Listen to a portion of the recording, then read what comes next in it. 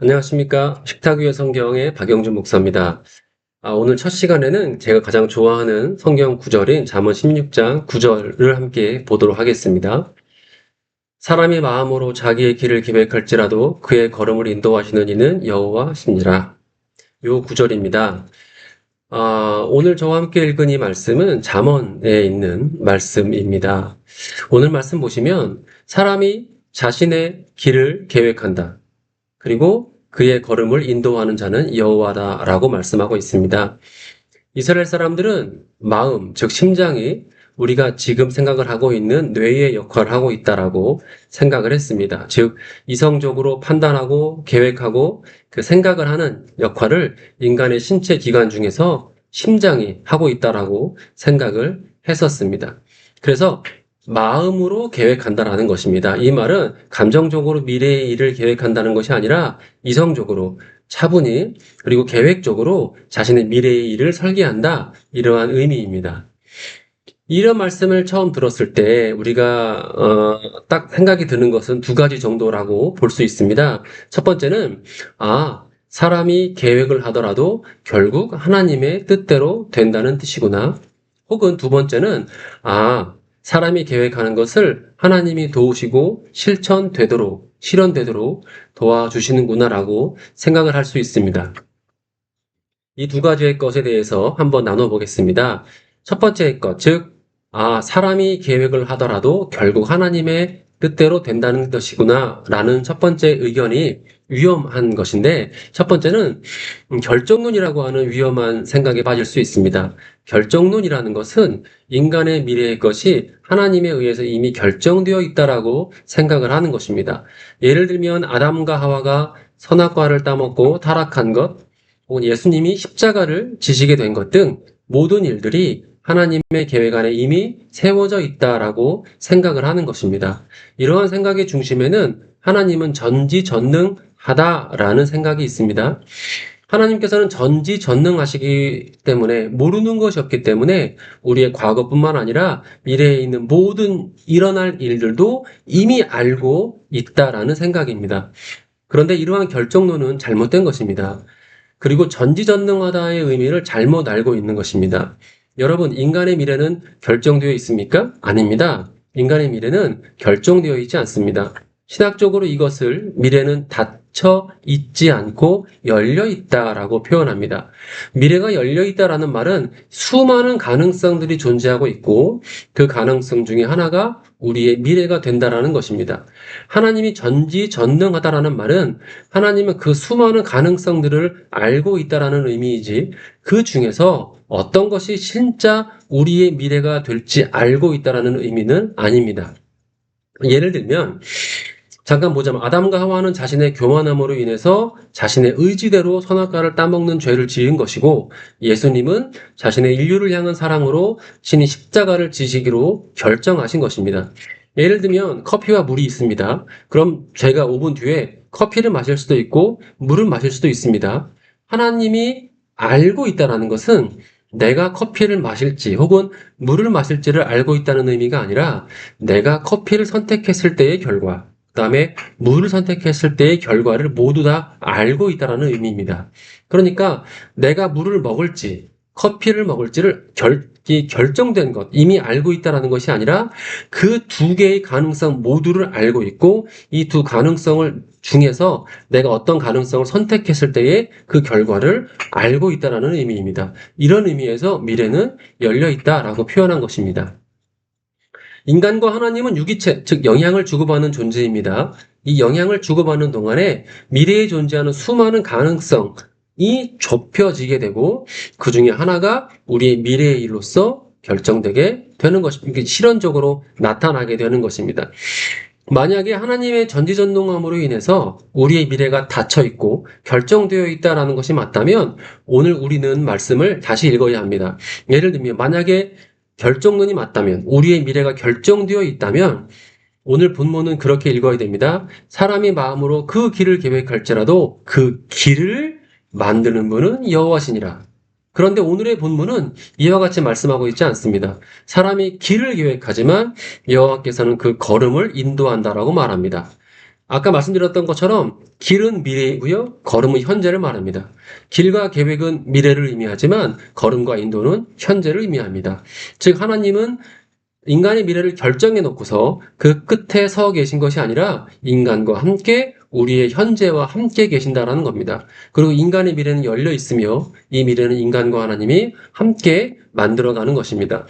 사람이 자신의 이성으로 미래를 계획하지만 사람은 자신의 미래에 일어날 일을 미리 알아 피하고 성공하는 것이 그들의 관심사이고 중요하지만 하나님에게는 미래가 아니라 현재가 중요하다는 것입니다. 왜냐하면 현재는 미래를 만들어가는 시간이기 때문에 그렇습니다. 따라서 하나님께서는 사람을 위해 미래의 일을 미리 결정적으로 만들어 놓으신 것이 아니라 사람과 함께 현재의 그 미래를 만들어가는 분입니다. 사람의 미래는 하나님께서 좋은 것, 나쁜 것을 미리 다 만들어 놓고 그것을 좋은 것 혹은 나쁜 것을 던져주시는 분이 아닙니다. 하나님께서는 미래에 있는 수많은 가능성 중에서 우리 인간에게 가장 좋은 길로 갈 수 있도록 함께 현재의 우리의 한 걸음 한 걸음을 함께 하시면서 걷고 있는 중이신 것이죠. 인간의 교만과 나태함 혹은 다른 사람과의 관계 안에서 어려움을 겪을 수도 있습니다. 하지만 하나님에게 중요한 것은 우리의 성공이나 실패가 중요한 것이 아니라 물론 우리에게는 그게 중요하지만 하나님에게는 그것이 중요한 것이 아니라 우리가 하나님과 함께 그 어려움을 극복을 하고 또 새롭게 열려진 미래 안으로 들어가는 것이 중요합니다. 여러분 우리가 고통받고 있을 때 하나님은 어디 계십니까? 하늘에 계십니까? 아닙니다. 하나님은 바로 우리와 함께 고통받고 있습니다.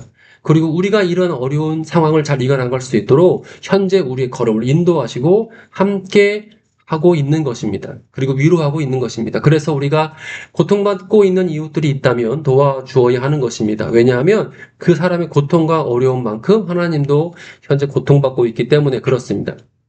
두 번째, 인간의 계획을 하나님이 돕고 있는 것 또한 위험성이 있습니다. 이러한 생각은 하나님을 우상화시킬 위험성이 있습니다. 즉, 신앙이 신적인 힘을 빌어 사람의 일을 하고자 하는 수단으로 변질될 가능성이 있습니다. 종교라는 것이 겉으로 보기에는 어떤 신에게 제사를 지내고 그 신을 섬기는 것처럼 보이지만 사실은 그렇지 않습니다. 그 반대입니다. 고대 근동의 종교는 사실 인간의 필요성에 의해서 신을 만들고 그것을 섬기면서 신적 힘을 이용해 자신의 목적을 이루려는 의도가 있습니다. 예를 들면 큰 소나무나 큰 달 같은 것을 보고서 정한수 같은 물을 떠놓고 새벽마다 비는 그런 습성들이 과거에 있지 않았습니까? 그러면 그것은 정말 그 신을 섬기기 위한 것이 아니라 그 우상의 힘을 빌어서 자신의 목적을 이루고자 하는 의도가 있는 것이죠. 사실 그런 것들은 예배라고 볼 수는 없습니다. 그런데 하나님은요, 자신이 먼저 인간에게 계시하셨고 인간을 인도하는 분이셨습니다. 구약에 보시면 우상 숭배를 거부하고 있습니다. 이것의 의미는 뭐냐면 인간이 하나님을 마음대로 조종할 수 없다라고 하는 하나님의 경고인 것입니다. 그래서 지금도 기독교는 어떠한 하나님의 형상도 만드는 것을 금지하고 있습니다. 이것이 바로 십계명의 두 번째 계명입니다. 그러나 현재 기독교에서는 이러한 위험성, 즉 하나님을 우상화하고 신앙이 수단으로 변질되고 있는 것을 종종 볼 수 있습니다. 그리고 이러한 생각, 하나님은 인간의 계획을 도우셔라는 것은 인간을 쉽게 좌절하게 만듭니다. 내가 하는 일을 하나님께서 도와주신다고 하는데 왜 나는 안 될까? 하나님께서는 나를 도와주지 않는 것은 아닐까?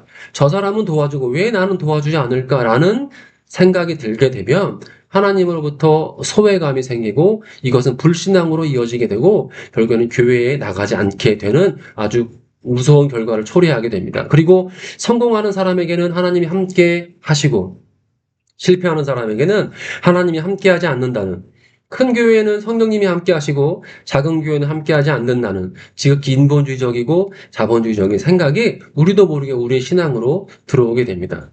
그렇다면 오늘 본문에서 주는 메시지는 무엇일까요? 첫 번째는 하나님의 관심이 어디 있는가입니다. 구약 성경을 읽는 가장 첫 번째 목적은 뭐냐면 하나님은 어떤 분이신가? 하나님은 어디에 관심이 있는가? 하나님이 어떤 걸 싫어하시는가라는 걸 알 수 있습니다. 하나님이 어디에 관심이 있습니까? 인간의 관심은 미래에 있습니다. 미래에 우리가 어떤 계획을 세워서 그것이 실현되고 잘되고 하는 것에 관심이 있지만 하나님의 관심은 그렇지 않다라는 겁니다. 하나님의 관심은 어디에 있냐면 인간의 미래가 아니라 현재에 있다라는 겁니다. 우리의 관심은 앞에 있지만 하나님의 관심은 지금 우리가 있는 삶에 있다는 것입니다. 그리고 그분의 관심은 그분을 의지하고 삶을 감당하는 거에 관심이 있습니다. 그렇다면 우리는 이 불안정하고 미래를 알 수 없는 시간 가운데서 어떻게 살아야 하는가?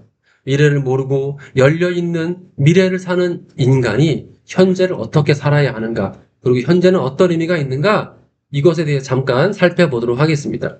이 말씀에 대해서 도움을 받을 말씀은 전도서 말씀입니다. 전도서 1장에 보시면 인간의 삶이 헛되고 헛되다라고 말하고 있습니다.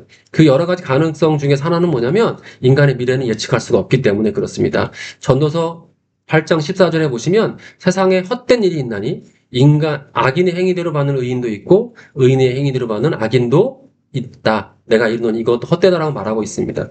9장 11절과 12절에서는 내가 돌이켜 해 아래에서 보니 빠른 경주자라고 선착하는 것이 아니고 위력자라고 전쟁에 승리하는 것이 아니며 지혜자라고 식물을 얻는 것이 아니며 명철자라고 재물을 얻는 것이 아니며 기능자라고 은총을 입는 것이 아니니 이 모든 시기와 우연이 이 모든 자에게 임함이라 라고 되어 있습니다. 즉 이 모든 것들이 인간의 미래는 열려 있다라는 것이죠. 그럼 어떻게 살아야 될까요? 전도서에서는 하나님이 주신 현재를 즐기라라고 분명합니다. 현재를 즐기라는 말은 전도서 곳곳에서 발견되고 있는 중요한 주제입니다.